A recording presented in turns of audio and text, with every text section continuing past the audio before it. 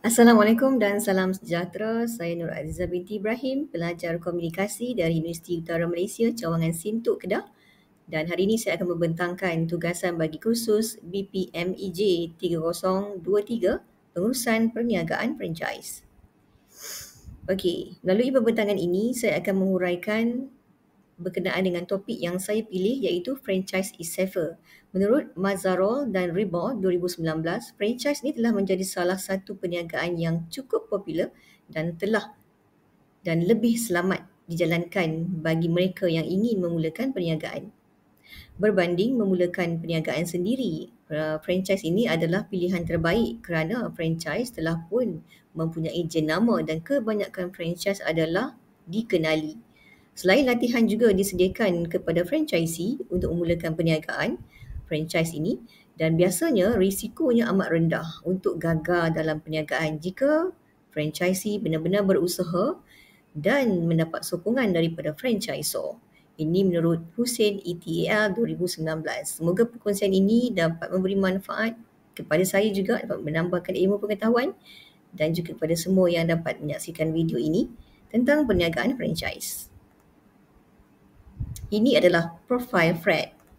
Kita akan terus kepada kajian kes berkenaan dengan Fred. Berbekalkan pengalaman selama 30 tahun sebagai seorang eksekutif kanan dalam industri alat ganti automotif, Fred telah membeli satu unit franchise membaiki kereta dengan wang pampasan yang dimilikinya.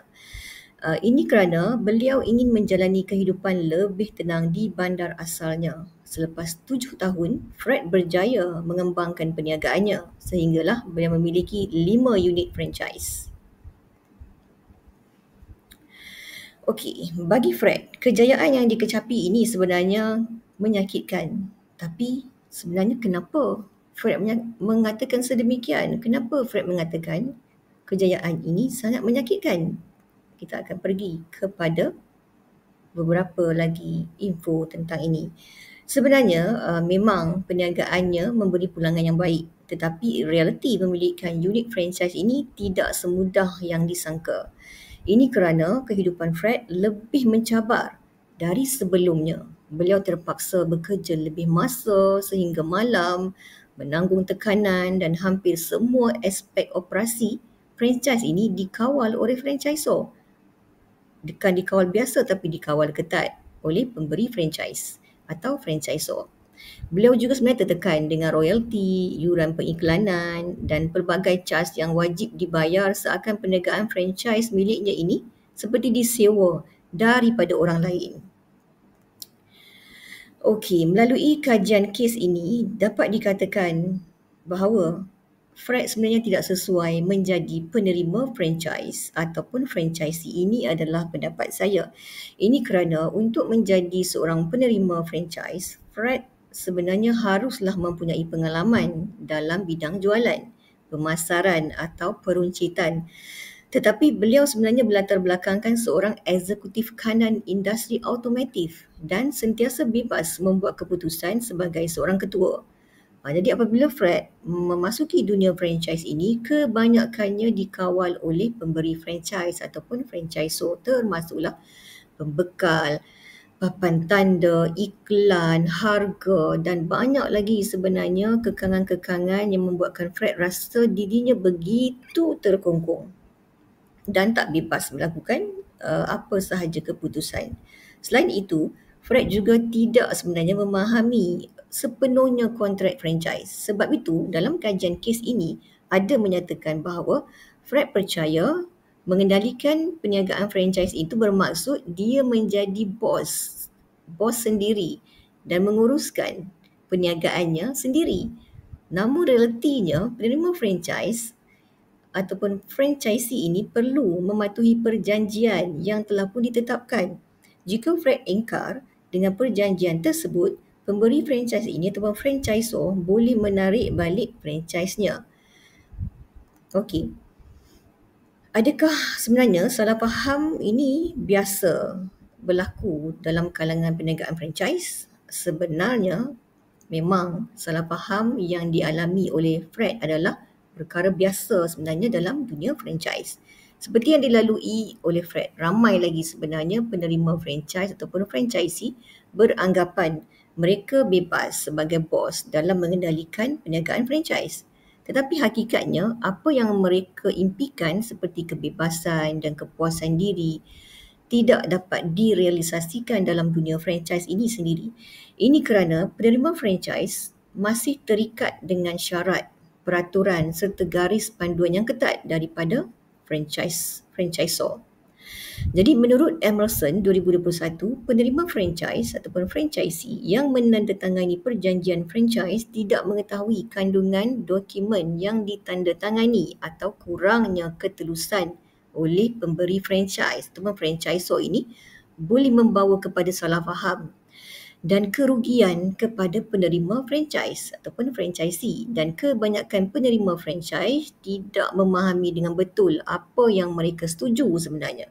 Jadi oleh itu, kejadian yang berlaku kepada Fred ini adalah perkara yang dilalui oleh semua penerima franchise. Okey. Seterusnya, ini adalah langkah-langkah yang patut diambil oleh Fred sebelum menjadi seorang penerima franchise. Okey, apa langkah-langkahnya? Okey, apabila Fred berkeinginan untuk menceburi dunia franchise, beliau perlu memahami hubungan perniagaan franchise sebelum menandatangani perjanjian kontrak. Apa yang perlu Fred lakukan adalah, yang pertama, memastikan dokumen pendedahan disediakan. Dokumen pendedahan merupakan dokumen penting dalam maklumat terperinci yang perlu diminta oleh penerima franchise daripada franchisor. Maklumat tersebut merangkumi sejarah perniagaan pemberi franchise, iuran yang perlu dibayar oleh pemberi franchise, oleh penerima franchise, latihan dan sokongan serta banyak lagi dokumen pendedahan yang perlu diketahui. Jadi ini juga sebenarnya memastikan franchisee benar-benar bersedia dan memahami tanggungjawab mereka serta modal yang perlu diberikan kepada franchisor. Bakal penerima franchise ni sekurang-kurangnya 14 hari sebelum menandatangani perjanjian sepatutnya diberikan dalam kurang-kurangnya 14 hari sebelum franchisee menandatangani franchise. Jadi menurut Shiv Rahman 2025. Yang kedua adalah analisis risiko keuangan. Jika perniagaan franchise mengalami kerugian atau kegagalan, ianya perlu ditanggung oleh franchisee yang bukan sahaja tidak memperolehi pendapatan, malah terpaksa bergelut dalam menampung kos operasi. Tetapi sekiranya pemberi franchise muflis, penerima franchise akan kehilangan hak terhadap jenama, produk dan juga premis menurut Shiv Rahman 2025. Jadi dalam keadaan ini, Fred perlu mengetahui risiko yang bakal ditanggung jika berlaku perkara yang tidak diingini tersebut. Yang ketiga adalah kos permulaan, di mana penerima franchise perlu tahu yuran kos permulaan yang besar untuk menubuhkan perniagaan franchise. Ini kerana ramai yang tidak menyedari yuran dan kos yang tersembunyi yang akan dikenakan kepada penerima franchise. Baik, seterusnya, apakah soalan kritikal untuk bakal franchisee? Selain langkah-langkah di atas tadi, penerima franchise perlu mempertimbangkan beberapa soalan sebelum memulakan perniagaan franchise. Soalan-soalan ini penting kepada penerima franchise dan juga pemberi franchise. Okey, soalan kepada penerima franchise atau franchisee. Adakah penerima franchise mempunyai latar belakang yang diperlukan untuk berjaya dalam bidang ini? Adakah atau apakah persediaan keuangan penerima franchise mencukupi dalam mengendalikan franchise sehingga mencapai keuntungan? Adakah penerima franchise mahu menceburi perniagaan franchise kerana minat dengan industri ini atau hanya ingin memperolehi wang sahaja, wang yang banyak? Adakah kadar royalti selaras dengan potensi keuntungan dan jualan? Adakah yuran franchise yang dikenakan ini benar-benar berbaloi? Adakah keputusan menceburi perniagaan franchise adalah keputusan yang wajar atau sebab ditekan atau dipujuk atau terlalu tergesa-gesa? Adakah franchise pilihan penerima franchise mendapat pasaran yang terbukti mempunyai permintaan yang tinggi? Dan siapa pesaing dalam bidang membaiki kereta yang ada di lokasi penerima franchise? Okey. Ini adalah soalan-soalan kritikal untuk bakal franchisee. Perlu ditanya. Okey, soalan penting juga kepada franchisor. Untuk franchisor, berapa lamakah pemberi franchise telah berada dalam industri franchise? Berapa lama sebenarnya tawaran franchise telah diberikan oleh syarikat franchise tersebut? Berapakah jumlah franchise yang dimiliki oleh franchisor ni, dan berapa jumlah franchise yang terdapat di lokasi penerima franchise? Adakah pemberi franchise berminat dengan hubungan jangka panjang atau hanya ingin yuran bayaran permulaan sahaja? Adakah pemberi franchise ini mengambil berat atau mengambil tahu tentang latar belakang dan kebolehan franchisee? Dan adakah penerima franchise ini wajib membeli alat ganti dari pembekal yang diharuskan daripada franchisor, dan adakah harganya kompetitif? Adakah pemberi franchise mengizinkan penerima franchise membeli alat ganti dengan pembekal yang lain? Jadi ini semua dan siapakah yang bertanggungjawab terhadap waranti dan jaminan? Dan adakah penerima franchise boleh menjual, menukar atau mengubah bentuk franchise-nya? Dan adakah pemberi franchise mempunyai sumber keuangan yang mencukupi untuk menyediakan bantuan pada masa akan datang? Dengan soalan-soalan ini, Fred mampu mempertimbangkan semula tentang keputusannya dalam memilih perniagaan franchise yang dikatakan membebankan dirinya yang memerlukan ketenangan dari kerja yang memenatkan. Okey, di sini terdapat beberapa penyelesaian untuk Fred. Jadi merujuk kepada kajian kes yang dialami oleh Fred. Okey, terdapat beberapa perkara yang boleh dilakukan untuk mengurangkan beban kerja dan memahami lebih mendalam tentang seorang penerima franchise. Yang pertama, mendapatkan nasihat pakar. Bagi meneliti semula perjanjian franchise, Fred boleh mendapatkan nasihat pakar dengan melantik peguam franchise atau pakar perniagaan bagi pihaknya. Ini untuk membuat rundingan semula tentang terma tertentu jika boleh dilakukan. Ini menurut Emerson 2021. Okey, seterusnya mendapatkan bantuan sokongan pemberi franchise. Okey. Di mana Fred boleh mendapatkan nasihat dan sokongan pemberi franchise serta berbincang tentang cabaran yang dilaluinya, sama ada dari segi emosi, operasi atau pemasaran dan sebagainya. Ini menurut Blair dan Lafontaine 2005. Okey, yang ketiga adalah pengagihan tugas. Dalam usia Fred yang akan bersara, dia perlu mengagihkan tugasnya kepada pengurus cawangan setiap franchise yang dimilikinya. Dia perlu melatih pekerja atau melantik pengurus cawangan supaya Fred tidak perlu bekerja sehingga 10 jam sehari. Apa yang perlu dilakukan oleh Fred hanyalah fokus kepada strategi aspek strategik perniagaan, keuangan dan bukan kerja-kerja operasi harian menurut Stanward dan Curran 2014. Seterusnya, membina rangkaian dengan franchise yang lain. Ini sangat penting. Maka Fred boleh membina kerjasama erat dengan franchise lain di bawah jenama yang sama untuk berkongsi pengalaman, membina sokongan moral. Ini kerana ada ketikanya penerima franchise lain lebih mempunyai pengalaman dan boleh membantu Fred dalam menguruskan franchise-nya dengan lebih berkesan. Ini menurut Alteny dan Wang 2006. Seterusnya, menilai matlamat. Jika Fred benar-benar mahu membuat perubahan dalam corak hidupnya, Fred perlu jelas sama ada mahu kerja separa bersara atau kekal aktif.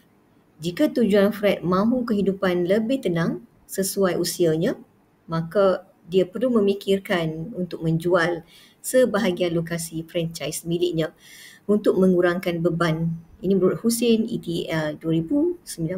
Okey. Seterusnya, saya akan merumuskan apa yang telah pun saya bentangkan sebentar tadi. Dapat disimpulkan dengan kajian kes berkaitan franchise e-saver adalah ada kebenarannya perniagaan franchise ini lebih selamat dari memulakan perniagaan sendiri kerana perniagaan franchise lebih kukuh dan selamat kerana telah pun dikenali. Tetapi Penerima franchise perlu mempertimbangkan banyak perkara sebelum memulakan perniagaan franchise. Fred yang telah merancang untuk bersara daripada awalnya, separa bersara, perlu lebih peka dan mendalami dunia franchise agar beliau dapat menguruskannya dengan baik supaya perniagaan yang diharapkan memberi ketenangan kepadanya tidak membebankan dirinya serta kemudian menyesal dengan keputusan yang diambilnya. Okey. Bab kata pepatah, ukur baju di badan sendiri, bertindak mengikut kemampuan diri sendiri, kejayaan dalam franchise memerlukan pemahaman mendalam, persiapan rapi dan kesesuaian antara matlamat peribadi dan realiti perniagaan franchise. Jadi, Fred perlulah mengambil kira perkara-perkara ini jika benar niatnya adalah untuk bersara, separa bersara, jadi diharuskan ataupun sepatutnya Fred terus bersara daripada melibatkan diri dalam dunia franchise yang memang sangat-sangat memerlukan komitmen Fred dan juga apatah lagi mempunyai 5 unit franchise yang memanglah sangat-sangat berat untuk Fred mengendalikannya seorang diri. Okey, setakat ini saya berharap pembentangan saya serta analisis yang telah pun saya jalankan melalui kajian ini dapat diterima dan dipersetujui oleh pensyarah khusus Dr. Muhammad Yusuf bin Muhammad Jani sebagai memenuhi kehendak penilaian bagi subjek pengurusan perniagaan franchise. Setakat itu dulu pembentangan daripada saya. Terima kasih. Assalamualaikum warahmatullahi wabarakatuh.